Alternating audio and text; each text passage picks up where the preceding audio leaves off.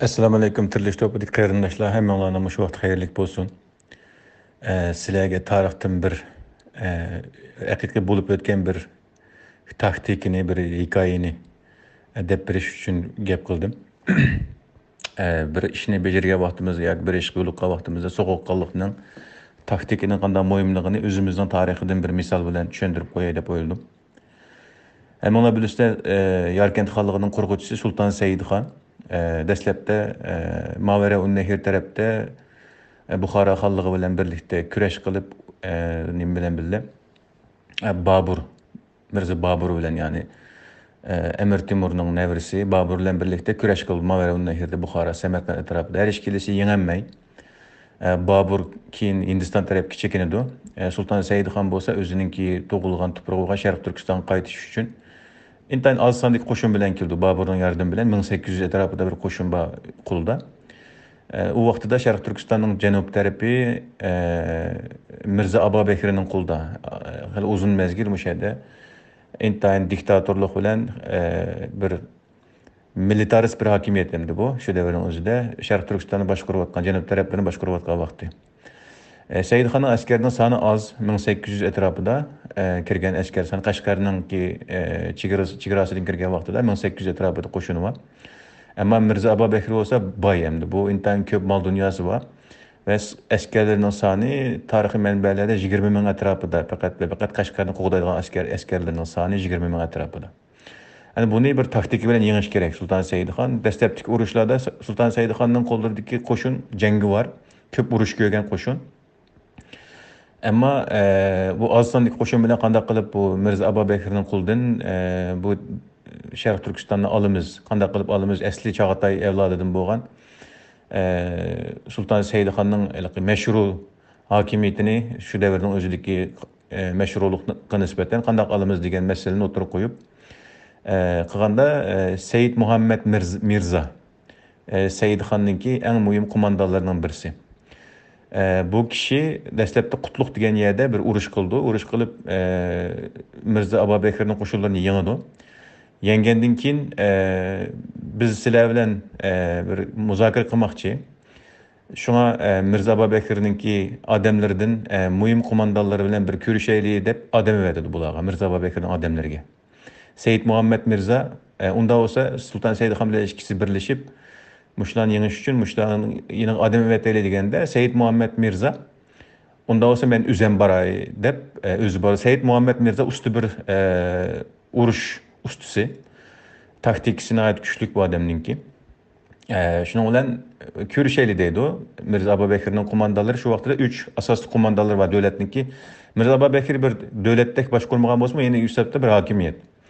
Shu hokimiyatni tutib turayotgan eng muhim 3 qo'mondoni bu Saidxon qarshi mudofaa ko'rish uchun urushga keliglik.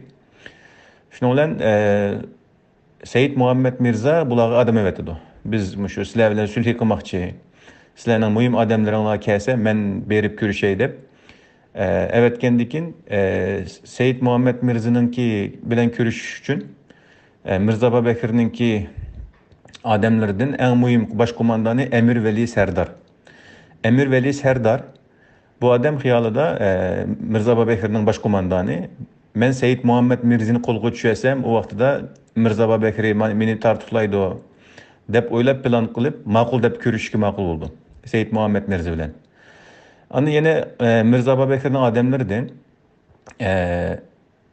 Amir Veli Sardar bu baş ust qo'mondon, ayni vaqt davlatningki, ya'ni Mirza Abobekirning bosh qo'mondoni.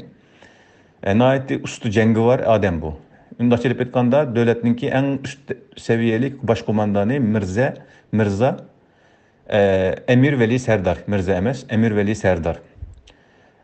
Onun keyindan ikkinchisi Muhammed Bey, bu mu ust qo'mondon, cesur bir odam, urushga nihoyatda mahir odamlar. Uchinchisi bo'lsa Shahtane deb ismi o'tadi manbalarda, Shahtane Kokildash.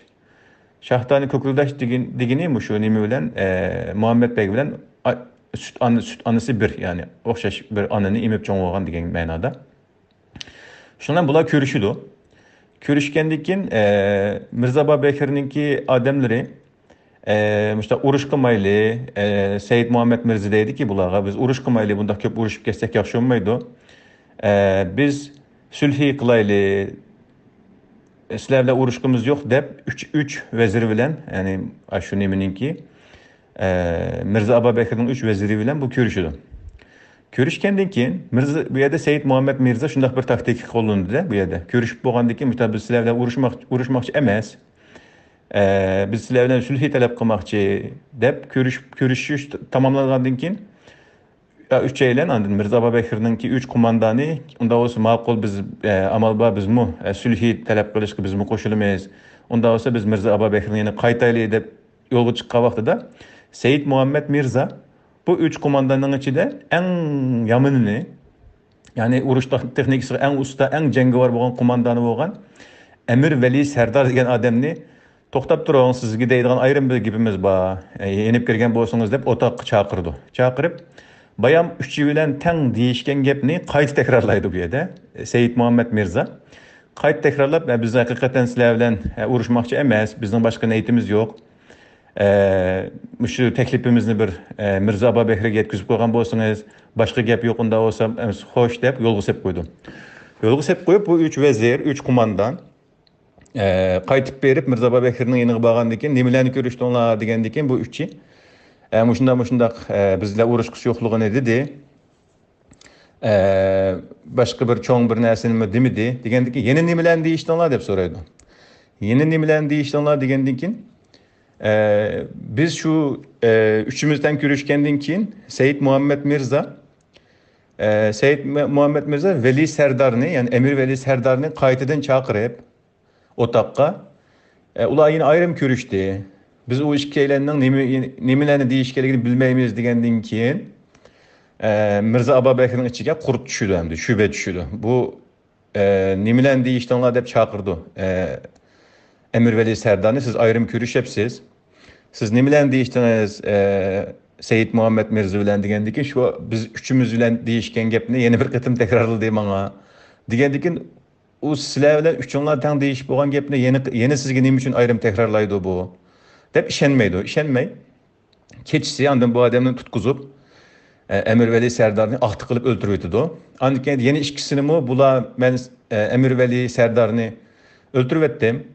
Yani bu ikisini bana isyan qilmasin deb o ikisini o'ltirib o'tdi. O'ltirib o'tgandan keyin Seyit Muhammed Mirza'nın bu taktiki ish ochgan bo'ldi. Yani Mirza Ababekir'ning en muhim kumandanlardan bo'lgan 3 kumandan bu yerda o'ltirildi. O'ltirilgandan keyin davlatning, yani Mirza Ababekir'ni bir davlat deb qabul qilsak, bu yerda en muhim odamlarning 3'ü o'ltirildi bu yerda. O'ltirilgandan keyin andan keyingi urushlarda Seyitxon intayin az qo'shin bilan intayin qisqa vaqt ichida Kashgarni, Yarkentni, boshqa shaharlarni intayin qisqa muddat ichida oldi. Bu Sharq Turkistonninki hozirgacha kelgan urush tarixida muhim bir taktika, yani qarshi tarafni ichidan joylash taktikasi. Bu tarix jihatdan shunday bir hikoya bor. Sizlarga bugun deb bergim keldi, qarindoshlar. Hammalarga assalom.